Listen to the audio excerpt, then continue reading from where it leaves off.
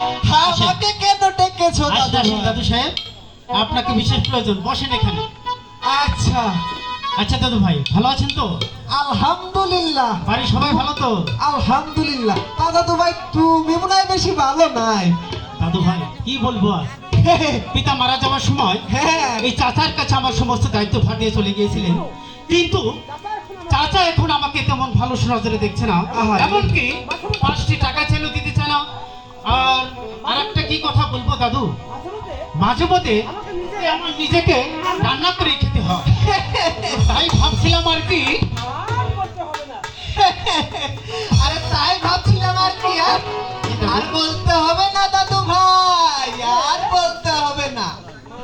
মানে মানে একটা টুকটুকে বউ শাদি করতে দাদু। এটা ভালো কথা। এই আমি শালা বেঁচে থাকতে তুমি শালা কষ্ট করবে কেন? দাদু। তবে কোনো পাত্রী টাত্রী ই দাদু আছে মানে না, মানে আপনার খোঁজে আছে কিনা তাই আর কি। আরে আছে মানে তা ভাই কই সময়ে শাদি করবি? তুমি বললে 1000 খানেক করাইবার পারি।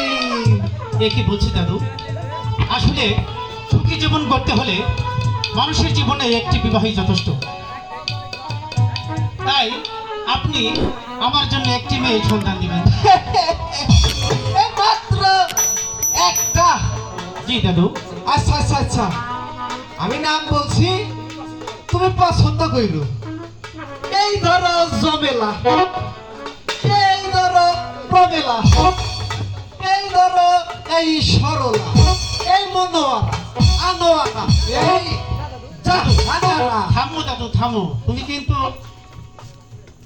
খালি বলেই যাচ্ছ। হ্যাঁ, আমার কিন্তু এগুলো মোটেই পছন্দ হচ্ছে না দাদু। আরে শালা, এগুলো সেই কালের পুরনো নাম বলছো তুমি। শালায় কয় কি রে, পুরনো নাম বলছি। এই এত গুলা নাম কইলাম, তাও শালা তোমার পছন্দ হয় না। আচ্ছা ঠিক আছে, তবে আরো শুনো। এই দাদু। হীরা ভাই, এই তারা ভাই, এই গুনাই। থামো থামো দাদু, এই শেষে দিনে কি বললে দাদু? আরে শেষে কইলাম ওই গুনাই।